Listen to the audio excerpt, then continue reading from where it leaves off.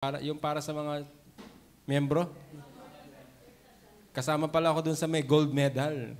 Wow. Ibig sabihin, isa sa mga pioneering member dito po sa God-Disable, yung po'y biyaya, na nakakapagpatuloy pa.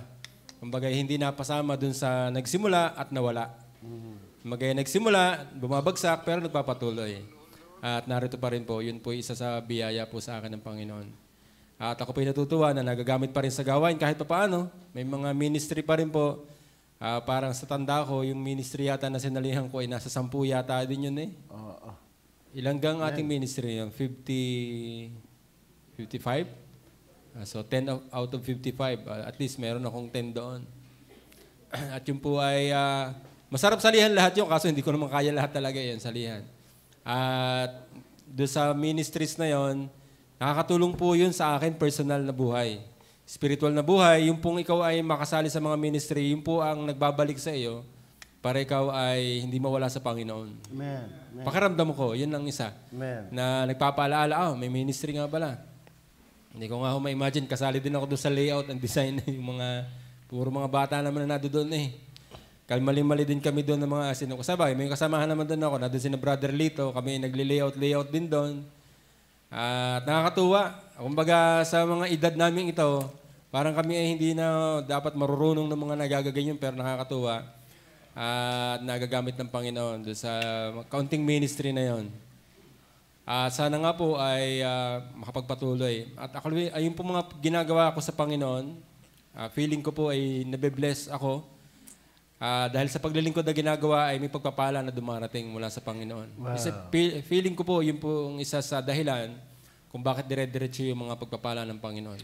Wow. Hindi na nga rin ma-explain minsan, apaw-apaw yung biyaya. Wow. Hindi naman po yung biyaya ay laging financial. Basta maraming kasiyahan po sa buhay. Ako ay masaya sa aking family. Kami po ay simple lang din naman ang aming buhay. Pero ako natutuwa na inalis ako ng Panginoon dun sa kahit isang tuka na status. Kasi dati sa totoong buhay, nung ako ay, bagaman may trabaho, ako yung matagal naman nagtatrabaho na eh. Ako ngayon ay nasa 23 years na nagtatrabaho sa 2 kumpanya. Pero yun po ay, kumbaga, sa iba, ako marami ng kaklaseng mayayaman. May mga kondo na sila, may mga properties na sila. Maraming mga naabot na. Pero ako hindi nanghihinayang na ako ay nandito lang sa state na to dahil masaya naman ako sa Panginoon. Yun naman ang pagkakaiba namin. Sila ay wala sa Panginoon, ako ay nasa Panginoon. Amen. Unti-unti, maging kontento lang tayo, maging tsaga-tsaga ho tayo ng konti. May biyaya naman po ang Panginoon. Ako ay masaya maging sa aking family, sa aking asawa. Yun. Dahil yan ang pinakamahusay ng asawa sa lahat. Tingin ko ha. Medyo okay naawa lang po nung nakaraan at nadulas yan ay talagang tihayang-tihaya. Pero ang biyaya ho ng Panginoon doon, hindi na-damage. Kinabukasan, nagpa-check up talaga agad kami. Kasi nagtihaya siya doon sa may kusina, madulas ho. Bagsak siya, bagsak itong Madam Puwet. Para si Madam din. Hindi tumama yung ulo, pero bulbog. Siya ay aking pina-check up nga. Salamat. Yan ho ay talagang ang isa sa pinaka-trabaho niya sa bahay ang maglaba. Parang yun ang pinaka-ano niyan sa bahay ngayon. Sobrang dami ng lalabing, pagod na daw siya. Sabi, dapat pa nakakapag-live ng 1 linggo at makapaglaba. At ang aking mga anak naman ay active sa pag-aaral. Meron silang sports. At ako'y masaya. Ito nga po, pag-pray nyo nga po pala, darating na February 10, si Hart po ay sasalang dun sa regional competition. Yung pong sa journalism niya.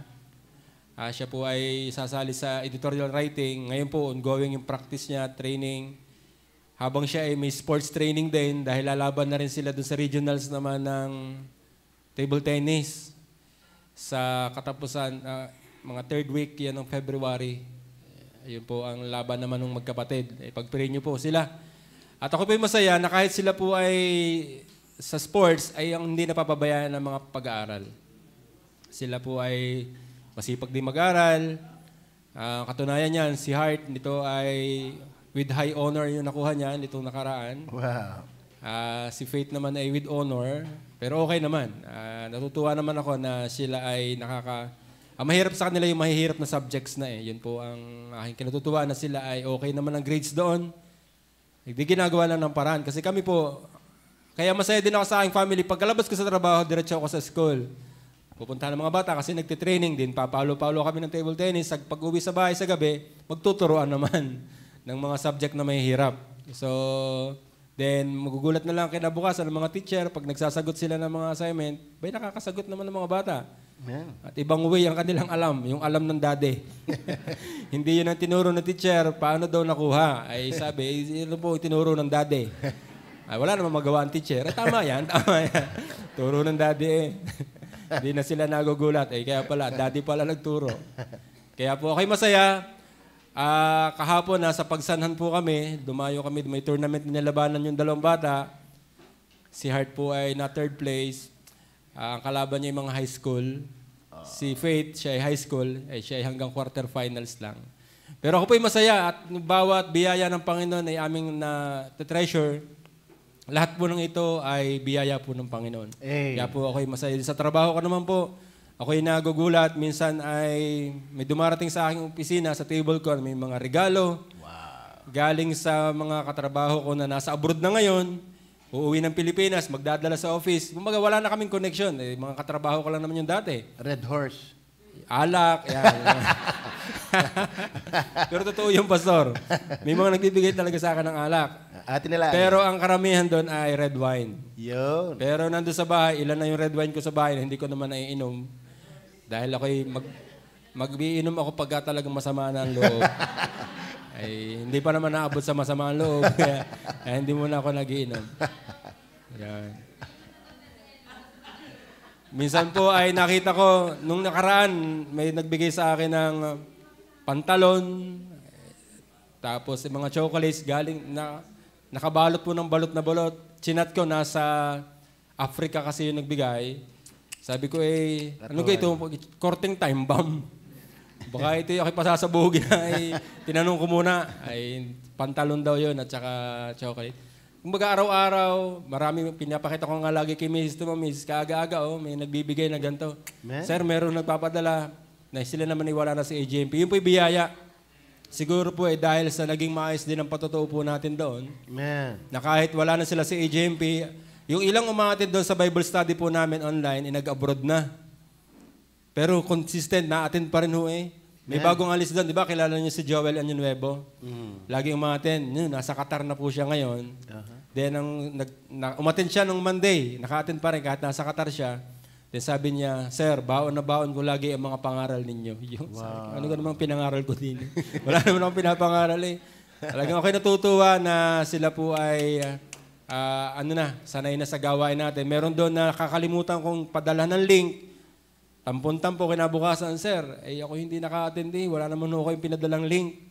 Sabi naman nung isa, kaya pala wala ka. Kaganda pa naman ang topic. Palibasa yung pakinig ko. Akala naman nila ako makukuha sa pagayong-gayon. Basta sila yung umattend. Yun ang maganda. Ano po? Ako'y masaya na nagagamit po ako ng Panginoon sa maliliit na bagay na yun. Nawa po ay tayo lahat ay gamitin po ng Panginoon. So yun lamang po ang aking ilang mga pat. Ako po yung overtime. Tayo po ay tapos na ng pasalamatan. Ako na ho ang tumapos noon. Okay lang ho baga? Wag na. Ako nga pala, Brother Ren. Hindi ka, Brother Ren. Last. Pasensya na. Ako yung nag-overtime. Okay lang.